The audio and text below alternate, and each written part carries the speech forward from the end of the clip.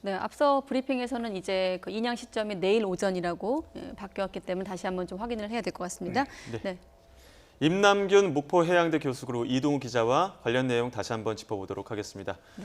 앞서 브리핑 내용 보고 오셨는데 어떻습니까? 관련된 내용들이 조금 더 구체적으로 들어왔죠? 예, 그렇습니다. 이제 가장 중요한 것은 이제 인양 작업을 언제 시작할 수 있느냐. 네. 당초는 뭐 오늘 밤에도 할 수 있는 거 아니겠느냐 이렇게 예상이 됐습니다만 오늘 그 현지 좀 전에 이제 브리핑 그 송순근 대령이 이제 브리핑을 했는데요. 네. 송 대령의 브리핑 내용을 종합해 보면 오늘까지는 그 결속 작업을 다 마무리를 하고 인양 작업은 내일 시작하겠다. 그러니까 현지 네. 시간으로 내일이니까 7시간 차이 나지 않습니까? 그러니까 내일 우리 시간으로 봤을 때 내일 오후 정도, 예. 오후 정도부터 결국 이제 인양 작업이 시작되지 않겠느냐 이렇게 볼 수 있는 것이 가장 중요한 부분이고요. 그리고 기자들은 계속 이제 궁금하니까 언제 몇 시냐 이렇게 물어봤더니 와이어 연결이 완료되면 인양 시점을 공개하겠다 이렇게 밝혔죠. 그렇죠. 그러니까 예. 이게 이 와이어를 이제 마지막 그 네 개 가운데 본 네. 와이어 네 개 가운데 하나 나오는데 1, 2, 3, 4번 이제 이 선수부터 봤을 때 1, 2, 3, 네. 4번인데 선수에 가까운 2번 그 본 와이어 설치하는데 상당히 어려움이 있다는 거죠. 그게 아까 말씀드렸듯이 콘크리트 더미, 뭐 돌 이런 것들이 많아가지고 그 이 와이어가 그 사이를 뚫고 들어가는데 상당히 어려움을 겪고 있다 이런 작업 얘기를 했고요. 네. 그러다 보니까 이제 오늘 그 이 선체 인양 작업 착수하는 건 좀 사실상 어려워진 거고 내일 하겠다는 것이 이제 가장 오늘 중요한 그 브리핑 내용의 핵심이고요. 네. 그리고 이제 현재 그 이제 선체 그 인양 작업 관련해서 이제 그런 상황이고 수색 작업도 지금 상당히 왜냐하면 지금 현재도 7명이 지금 실종돼 있는 상태 아니겠습니까? 네. 그러니까 7명에 대해서는 헬기 3대를 동원해서 지금 수색 작업을 하고 있고 보트 2대 동원하고 그리고 수색견 7마리 동원해서 지금 이 하류 그 한 50km까지 수색 작업을 지금 광범위하게 벌이고 있다. 뭐 이런 얘기였고요. 그리고 이 클라크 그 이 선체 인양과 관련해서 네. 그 원래는 아까 얘기했듯이 이게 좀 기울어져 있지 않습니까? 그래서 그거를 좀 가급적 세우려고 노력은 하는데 뭐 이 작업도 좀 쉽지는 않다. 한 5cm 간격으로 이렇게 이 부분 작업을 하겠지만 네. 상당히 좀 어려움이 있을 것으로 예상된다. 뭐 이런 얘기도 했고요. 그리고 이 방역과 관련한 작업도 지금 철저히 벌이고 있다. 뭐 이런 얘기했고, 네. 그리고 지금 현재 수심이 한 7.1m 정도로 지금 낮아지고 있다고 그래요. 그래서 이 수심이 낮아지고 유속도 지금 이제 느려졌기 때문에 작업하기에는 비교적 양호하다. 이거는 네. 이제 슬로바키아가 댐 그 수위를 조절해줬기 때문에 이제 가능했던 일이고요. 네. 그리고 이제 야간 시신 수습에는 어려움이 많다. 그래서 시신 수습은 가급적 주간에 하겠다. 뭐 네. 이런 얘기도 했고요. 그리고 그 신속 대응 팀장 이상진 그 외교관이 그 브리핑한 내용은 현지 가족이 지금 한 47명이 체류하고 있었는데 42명으로 현재 줄었고 토요일 날 여성 시신 1명이 이제 확인됐었는데 가족들이 이제 그 시신을 육안으로 확인했다고 하는 것이고요. 그리고 이제 화장을 유골한 가족, 화장한 가족들 그런 사람들은 유골과 함께 일부 귀국을 했고 또 생존자 가운데 2명도 네. 귀국을 했다. 뭐 이런 얘기를 했고 헝가리하고 지금 이제 책임 규명과 관련해서 헝가리의 사법 주권을 존중하는 차원에서도 존중을 하겠지만 철저한 진상 규명 그리고 책임자의 엄중 처벌을 좀 요구하고 있는 상황이다. 네. 뭐 이렇게 브리핑했습니다. 네, 그 중에서도 이제 인양 준비 작업 관련해선 2번 와이어만 남았다는 점을 함께 확인을 했고 또 선체 균형을 잡는 것에 가장 좀 신경을 쓰겠다. 그래서 말씀하셨다시피 5cm씩 조금씩 올리겠다. 이런 표현들이 있었습니다. 아무래도 현장에서도 기자들도 이제 어떻게 균형을 잡는 것이냐라는 질문이 좀 많았었거든요. 일단은 역시나 앞서 말씀하셨던 것처럼 2번 와이어가 난항을 겪고 있네요. 그래요. 네. 지금 1번부터 4번까지 있지 않습니까? 예. 그래, 1번부터 4번은 선수와 선미일 거고요. 그다음 2번하고 3번이 중앙이에요. 예. 결국은 이제 중앙에 걸린 와이어가 선박 하중을 많이 받겠죠. 예. 그러다 보니 이게 뺄 때 하중이 걸려서 안 빠지는 걸 겁니다. 그리고 운이 나쁘게도 그 주변에 여러 가지 뭐 장애물이 있겠죠. 그런 상황 같습니다. 그래서 그 현장에 있는 분들은 아마 그걸 무리하게 빼게 되면 심하면은 그 와이어가 끊어질 수도 있고 또 심하면은 선체가 훼손될 수도 있어요. 근데 그러다 보니까 물 속에 들어가서 그걸 볼 수는 없으니 여러 가지 조심스럽게 지금 접근하다 보니까 일이 전척이 되고 있지 않은 그런 상황 네, 같습니다. 앞서 그 송승군 무관 얘기로는 배를 띄워서라도 또 수압을 이용해서라도 이런 표현이 있었거든요. 이건 어떤 방법을 얘기하는 겁니까? 결국 이제 와이어가 통과시켜야 되니까 통과시키려면 무슨 길이 있어야 되잖아요. 현재는 막혀 있는 상황이니 그 길을 뚫을 방법인데요. 뭐 아까 말씀하신 대로 뭐 고압에 분사를 해서 뚫리게 한다든가 네. 그게 안 되면 약간 들어야죠. 선박을 약간 들어가 틈을 생기게 해서 빼낸다든지 그걸 두 개를 잠깐 말씀하신 그 거죠. 드는 작업을 이용할 때는 어떤 도구들이 필요한 건가요? 결국은 크레인을 써야죠. 크레인 가지고 근데 들 때 이제 목선이다 보니까 드는 것도 좀 조심스럽잖아요. 네. 예, 그러니까 좀 훼손이 안 가도록 조금 들어가지고 많이 들 수는 없고 조금 들어서 통과할 수 있게만 그걸 말씀하신 거죠. 인양과 동시에 지금 수색 작업도 이루어질 텐데 브리핑 내용을 보면 선박에 올라오는 모양에 따라 폰튼, 수상부교를 어느 쪽으로 해서 진입로를 결정할지도 결정을 하겠다. 뭐 이런 내용들도 있거든요. 보셨을 때는 어떤 식으로 이루어질 것 같습니까? 예, 폰튼이라는 거는 결국은 저희 요트 계류장 가면 이제 사람들이 요트 탈 수 있게끔 띄워놓은 그런 구조물이거든요. 예. 결국은 그게 이제 어떤 선박이나 바다에 접근할 때 너무 높은 데서 한목에 갈 수 없으니까 계단 같이 만들어서 접근을 쉽게 하는 겁니다. 예. 이제 그런 측면에서 볼 때는 이제 배가 올라왔을 때 왼쪽에서 사람이 들어갈지 오른쪽에 사람이 들어갈 그걸 결정을 이제 못한 거죠. 그래서 네. 상황을 보고 왼쪽이나 오른쪽 결정해서 설치를 하겠다 이런 표현이죠. 네, 예. 그 선체 균형 유지가 관건이라고 인양 과정에서 뭐 교수님도 말씀하셨고 현장에서도 그렇게 인지를 하고 있는데 균형을 유지한다는 건 지금 보면은 배가 좌연으로 기울어져 있는 상황이거든요. 그 상태로 들어올리는 그 균형을 말하는 겁니까? 예, 통상적으로는 그냥 있는 그대로 올리는 게 통상입니다. 그래서 들어 올리다가 그거를 이렇게 각도를 바꾸거나 하기가 쉽지 않습니다. 그러니까 아까 거기서 표현한 의미는 아마 네. 들 때 이게 올라와서 이렇게 기울어지지 않게끔 기울어지게 되면 무게가 한 곳에 집중되니까 와이어에 하중이 더 걸리겠죠. 근데 해석하기에 따라서는 또 이게 올리면서 좀 세우면서 올리지 않느냐 이런 또 해석도 가능한데 일단 교수님께서는 있는 그대로 누워져 있는 상태로 그대로 균형을 잡는 그렇게 예, 그렇게 해석을 느껴집니다. 하시는 것이고 또 한 가지는 또 이 선체 내부의 수위와 밖의 수위를 맞춰가면서 또 균형을 유지해야 된다 이런 또 지적도 있던데 어떤 건가요 그거는? 그러니까 이제 물이 배수가 안 되면 선박 안에 있는 물은 높고 밖에서 낮게 하면은 이제 물이 한목에 쏟아질 수도 있으니까 네. 아까 이제 표현이 5cm 단위로 올리겠다 이 표현을 쓰셨거든요. 네. 그 얘기는 무슨 의미냐 하면 한 번 올릴 때 5cm씩 올리겠다 이 말이에요. 그만큼 한목에 뭐 10cm 이상 확 올리는 게 아니라 5cm 딱 올려가지고 멈춰서 한번 보고. 예 보고 점검하고 이상이 없나 보고 배가 기울었나 안 보나 보고 오케이 하면 다시 5cm 이런 표현으로 해서 결국은 천천히 올리겠다 이런 표현인 예. 거죠. 그러한 과정들이 모두 유실 방지를 위한 어떤 철저한 대책일 것 같은데 네. 기울어 있는 상황이기 때문에 아래쪽 부분, 그러니까 저희가 잠수사가 들어가서 미처 체크하지 못하는 그 좌연 누워 있는 부분도 있을 것 같은데 거기에 대한 대책은 어떻게 이루어져야 되는 겁니까? 결국은 그걸 보려면 이제 물이 다 나와야지 볼 수 있지 않겠습니까? 그러니까 최대한 유실이 안 되면서 그곳까지 안전하게 도달할 수 있게끔 하는 게 방책이니까 네. 아까 얘기한 천천히 올리되 배가 기울어지지 않게끔 수평으로 올려서 유실을 방지하겠다 이런 말씀을 하신 것 같습니다. 오늘 브리핑에서 이제 유실 방지 대책을 교수님께 여쭤봤는데 기존에 좀 알려진 내용 중에 실종자 유실 대비책 어떻게 좀 마련되어 있는지 이동우 기자가 다시 한번 좀 짚어주시죠. 예, 그렇습니다. 이제 실종자가 이제 이 인양 과정에서 그 유실될 가능성이 있기 때문에 그 부분에 대해서도 이제 굉장히 지금 조심스럽게 접근하고 있거든요. 그래서 창문이라든지 아니면 출입구 같은 부분에 이제 그물망을 다 설치를 했습니다. 그래서 이 사고 과정에서 이 인양 과정에서 시신이 유실되는 부분을 이제 방지를 하려고 지금 노력을 하고 있고요. 그리고 네. 혹시라도 유실될 경우를 대비해서 요보다 조금 밑에 그 남쪽 하류에 이 고무보트하고 바지선을 대기해놓고 네. 그 부분에 대해서 이제 좀 준비를 하고 있는 그런 상황입니다.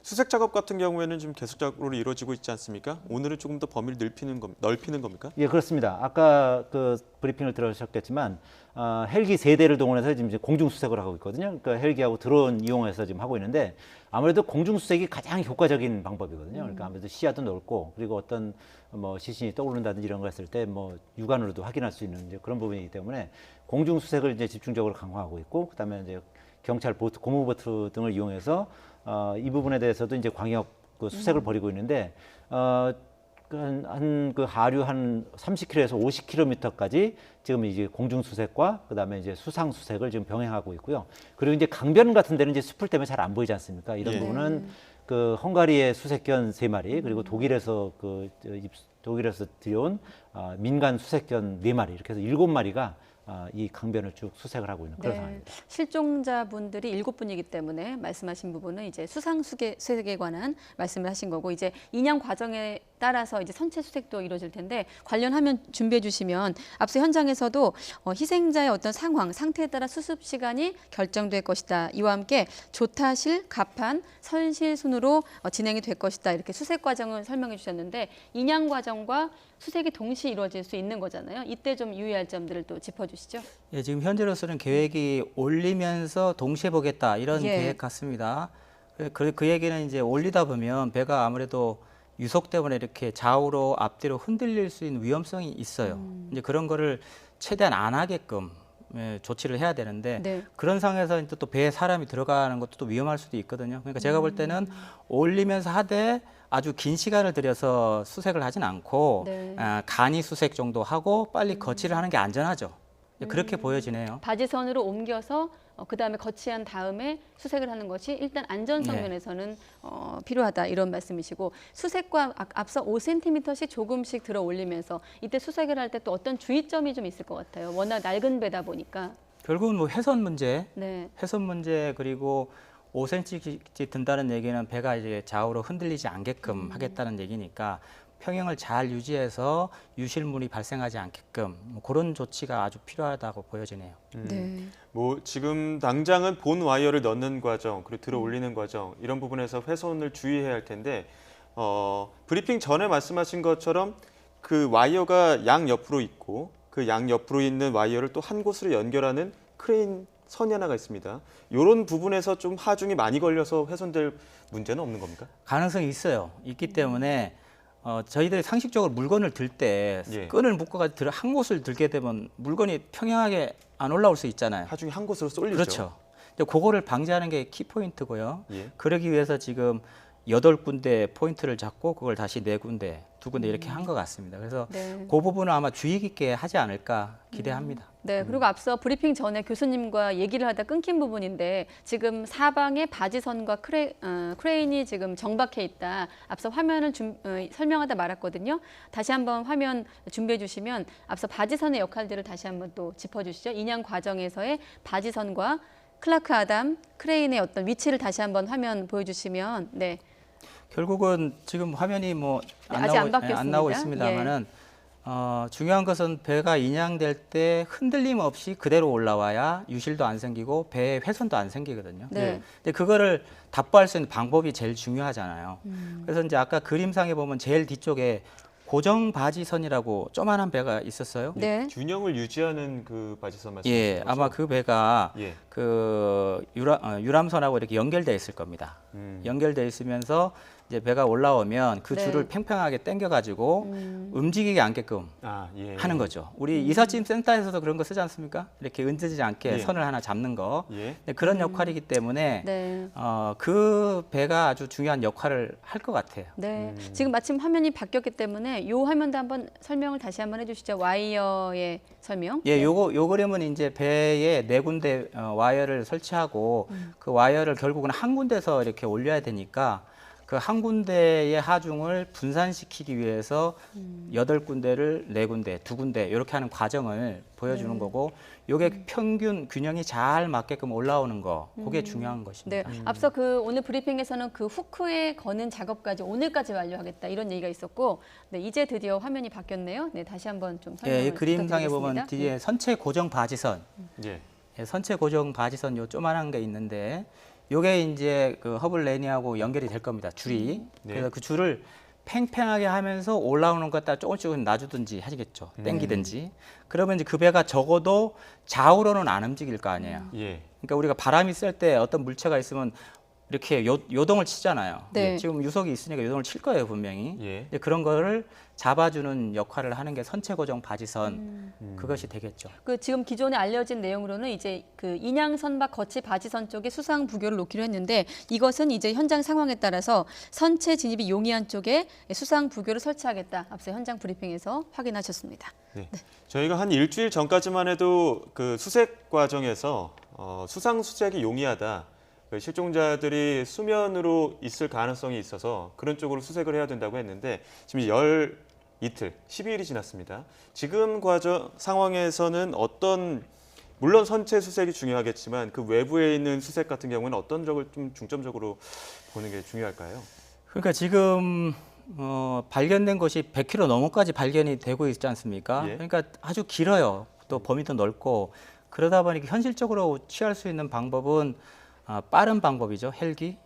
헬기가 제일 빠르지만 헬기는 멀리서 보는 거니까 조금 가까이서 볼 수 있는 요트나 선박을 이용해서 이렇게 훑고 가는 거죠. 쉽게 보면. 그래서 제 생각은 한두 척이 이렇게 가는 게 아니라 한 열을 2열 정도 지고 가면 앞에가 가면 이렇게 물살도 생기고 하니까 예. 뒤에 가는 선박들이 좀 보고 그런 방법을 하면 어떨까 생각해 봤습니다. 네. 자, 이동호 기자, 그리고 사고를 낸 가해 선박의 위치, 그리고 또 지금 도색 흔적까지 확인이 되면서 지금 또 논란이 일으키고 있는데 선박의 또 위치나 또 선장의 또 진술 거부도 논란이 되고 있지 않습니까? 예, 그렇습니다. 네. 바이킹 시기노가 원래 사고를 내고 그 다음에 이 헝가리 근처에 이제 정박을 했었는데 그 예. 당시 처음 봤을 때는 그 선박 그 선수 오른쪽 밑에 부분에 이 허블레아니오를 들이받으면서 생긴 그 긁힌 흔적이 선명하게 있었거든요. 예. 그런데 이번에 그 슬로바키아에 정박해 있는 그 화면을 확보해 보니까 지금 이제 화면을 좀 전에 봤습니다만 네. 그 허블레아니오 이 바이킹 시기노의 앞부분에는 그 전에 있던 그 선명한 흔적을 다 지우고 새로 도색을 한 겁니다. 그러니까 지금 이제 새로 상업 운행을 계속 하고 있는데 바이킹 시기노가 지금 오스트리아, 슬로바키아를 거쳐서 지금 헝가리에 다시 지금 들어왔거든요. 네. 헝가리에 들어와 있는 상태인데 이제 이 상태를 봤을 때 이거 다시 이 선체를 압류해야 되는 거 아니냐 뭐 그런 논란도 많거든요. 근데 네. 이런 그 주장은 이 바이킹 시기노의 선장인 유리 체플린스키 네. 이 사람의 그 변호인조차도 그런 주장을 하고 있는데 예. 그럼에도 불구하고 헝가리 사법당국은 현재 상태에서는 이 압류할 생각은 전혀 없다. 뭐 이렇게 밝히고 있어서 네. 헝가리 당국이 조금 이와 관련해서 좀 태도가 좀 미온적인 거 아닌가 뭐 이런 그 비난도 지금 나오고 있고요. 그뿐만 아니라 좀 전에 말씀드린 것처럼 이 유리 체플린스키 선장이 네. 사고 이후에 이 휴대폰에 관련 이 기록들을 다 삭제했지 않습니까? 예. 그래서 이거 증거인멸 혐의도 받고 있고요. 그리고 또 2개월 전에도 또 좀 비슷한 사고를 낸 그런 전력이 있는 것으로 나왔고, 그래서 헝가리 당국이 또 이런 그 전력이 있음에도 불구하고 또 이 보석으로 석방 그 결정을 내렸단 말이에요. 이제 네. 곧 이제 이 보석 결정과 관련해서 이제 항고가 돼서 다시 심리를 하긴 합니다만, 어쨌든 헝가리 사법 당국이 전반적으로 이 여러 가지 사법 처리에 있어서 상당히 좀 허술하게 좀 조사를 하는 것이 아니냐. 아니한 것 아니냐. 아까 이제 우리 브리핑 팀에서도 이와 관련해서 좀 이제 강력한 조치를 해달라고 이제 요청을 네. 했다고 합니다만, 어쨌든 여러 가지를 봤을 때 헝가리는 이제 내륙 국가다 보니까 이런 이 해양 안전 사고라든지 이런 거 관련한 법령도 좀 미비한 것 같아 보이고요. 그리고 이 조사 경험도 이렇게 많지 않다 보니까 좀 여러 가지로 우리가 보기에는, 우리는 진짜 상당히 큰 피해를 입은 상황에서 봤을 때 네. 피해 국가 입장에서 봤을 때 헝가리 그 사법 당국의 여러 가지 조치는 여러 가지로 조금 좀 미흡한 것이 아닌가, 뭐 그런 아무리 법 지적들이 나오고 체계가 있습니다. 다르고 법 감정이 다르다 하더라도 우리 예. 입장에서 봤을 때는 그런 좀 아쉬운 대목들이 있다. 자, 이번엔 다시 정부의 반응도 한번, 움직임도 한번 들어보도록 하겠습니다. 헝가리 현지에서 선체 인양 작업을 준비하고 있는 가운데 정부도 이를 집중적으로 점검하고 있습니다. 네, 중앙재난안전대책본부는 오전에 회의를 열고 현지 상황을 점검했는데요. 외교부 취재기자 연결하겠습니다. 김지선 기자. 네, 외교부에 나와 있습니다. 네, 어떤 이야기들, 어떤 내용들이 논의가 됐습니까? 네, 우리 시각으로 내일 새벽 이루어질 것으로 보이는 선박 인양과 관련해서 집중적으로 점검이 이루어졌습니다. 정부는 조속하고 안전한 인양과 함께 시일이 많이 지남에 따라 희생자 유실 가능성에 대해서도 주목하고 있는데요. 이와 관련한 대비책을 논의했습니다. 인양이 시작되면 대기하고 있는 우리 경비정과 인력들이 선체 주변을 꼼꼼하게 살필 것으로 보입니다. 정부는 또 희생자 장례와 운구 문제에 대해서도 구체적인 지원 대책을 논의했습니다. 희생자 가족들의 의견을 존중해서 운구 절차는 비공개로 진행하되 최대한 행정적 편의를 제공한다는 방침입니다. 이와 함께 가족들의 귀국에 대해 현지 대사관을 중심으로 밀착 지원단을 편성해 탑승 수속과 서류 발급 등을 지원할 계획입니다. 사고 수사와 관련해서도 헝가리 사법당국에 정부 입장을 전달하고 특히 사고를 일으킨 크루즈 선장에 대한 철저한 수사를 지속적으로 요청한다는 방침입니다. 지금까지 외교부에서 전해드렸습니다. 네, 정보 움직임 살펴봤고 앞서 얘기를 하다 말았는데 가해 선박과 또 가해 선박의 선장 얘기를 했거든요. 어떻습니까? 교수님 보시기에는 어떻게 보세요? 이런 해양 사고에 어떤 대처하는? 그러니까 지금 가해 선박 저희는 가해 선박이라고 표현을 우리나라 하고 있죠. 예. 근데 아무튼 그 크루즈 선박 선장 입장에서는 네. 뭐 그분 입장에서는 당연히 자기한테 불리한 증거, 불리한 진술은 하지 않을 겁니다. 왜냐하면 그거로 인해 과실이 커지면 안 되니까요. 그래서 결국은 과실을 따질 때 이제 여러 가지 증거를 잘 모아서 그 증거로서 이제 과실을 판정하는 단계가 있을 건데 예. 지금 그런 부분을 열심히 이렇게 찾아서 확보하고 그런 것이 중요합니다. 네. 예. 자, 마지막으로 이동우 기자가 지금까지의 작업 과정 그리고 앞으로 오늘 브리핑도 들으셨으니까 그 이후의 과정들을 좀 정리를 해주신다면요. 예, 그러니까 지금 이제 마지막 작업이 남아 있는 건데 이 선체를 이제 4개의 그 본 와이어를 감게 되는데 지금 4개 중에 3개는 이미 그 와이어를 감았고 마지막 하나가 남아 있는 것이거든요. 근데 이 하나가 이제 여러 가지 이제 돌무더기라든지 콘크리트 덤 이런 것 때문에 이 통과시키는데 어려움은 있다고 합니다만 어쨌든 오늘 내로 이 작업을 마무리하고 그 내일 중에는 선체 인양 작업을 시작하겠다는 것이 이제 네. 브리핑의 이제 대강의 요지다 이렇게 볼 수 있겠습니다.